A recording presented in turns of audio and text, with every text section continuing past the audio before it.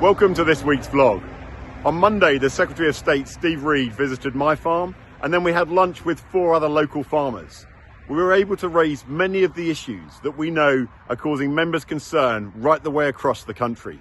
Whether that be expiring countryside stewardship schemes, where David has written to the Minister, Daniel Zeichner, and we've also put out a press release this week, 5,800 agreements ending at the end of December with nothing to replace them.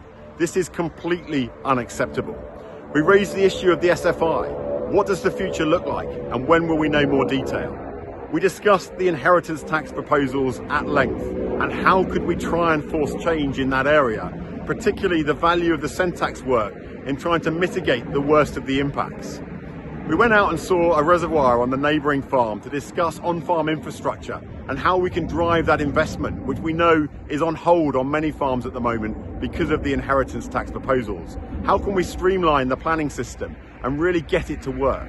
How could we use the annual investment allowance, broaden the scope out to bring in farm infrastructure such as reservoirs and drainage and also farm buildings to try and really incentivise that investment and deliver the food security that this country needs.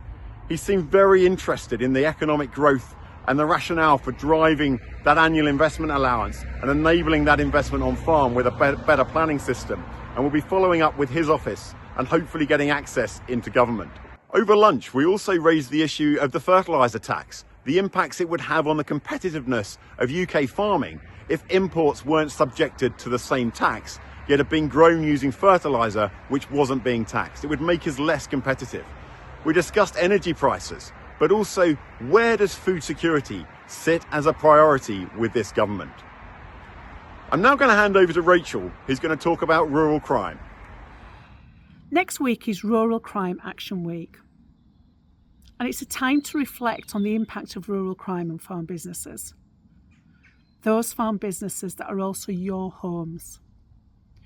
As office holders, we know what this means to you. There isn't a member meeting goes by that we do not hear of the impact of some form of rural crime on the ground.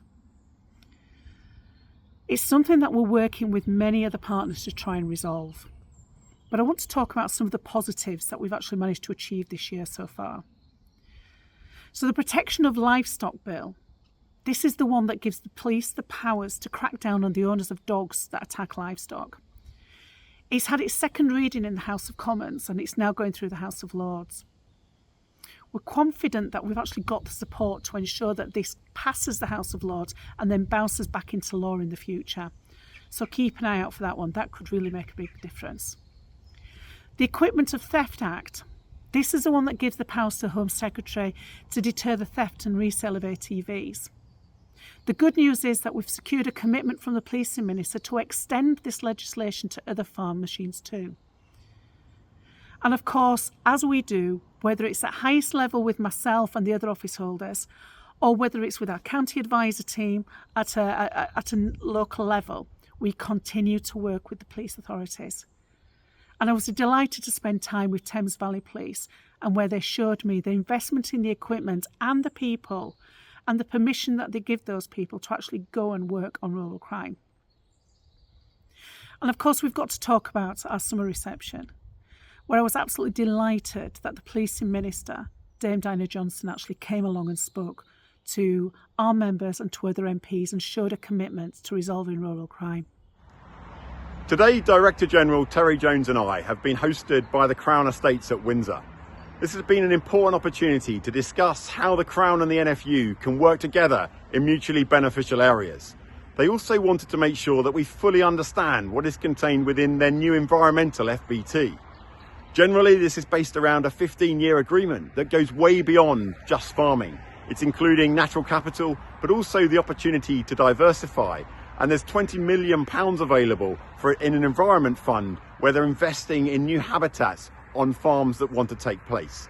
It was really interesting to understand more, and then we had a fantastic visit around the Windsor estate, just seeing how they manage an estate which has 5.5 million visitors and has a lot of challenges that none of us would have to face. I look forward to speaking to you next week.